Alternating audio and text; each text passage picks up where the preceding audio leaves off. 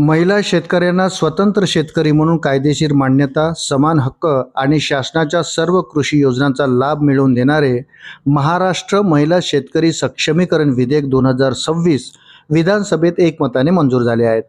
पण महिला शेतकरी प्रमाणपत्रासाठी कुठे व कसा अर्ज करता येईल हे सविस्तर आपण या व्हिडिओमध्ये जाणून घेऊया। राज्यातील महिला शेतकऱ्यांना स्वतंत्र शेतकरी म्हणून कायदेशीर मान्यता देणारे महाराष्ट्र हे देशातील पहिले राज्य ठरले आहे। या विधेयकामुळे महिलांना शेतकरी म्हणून स्वतंत्र आणि कायदेशीर ओळख मिळाली आहे।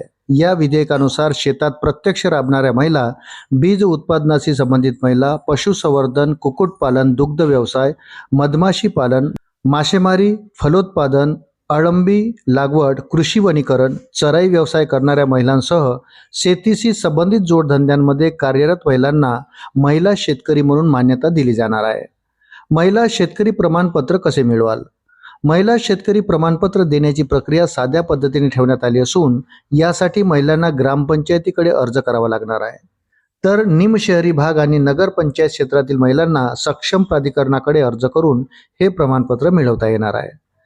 कागदपत्रे कोणती लागणार? ओळख पुरावा, आधार कार्ड, मतदार ओळखपत्र किंवा पॅन कार्ड, पत्ता पुरावा, रेशन कार्ड, वीज बिल किंवा स्थानिक रहिवासी पुरावा, जमीन मालकीचा पुरावा, 7/12 आणि 8चा उतारा। महिला शेतकरी ग्रामपंचायत किंवा नगरपंचायतीकडे अर्ज दिल्यावर ग्रामसभेमार्फत तुमच्या अर्जाची पडताळणी केली जाईल। छाननी पूर्ण झाल्यानंतर तुम्हाला हे कायदेशीर प्रमाणपत्र दिले जाईल।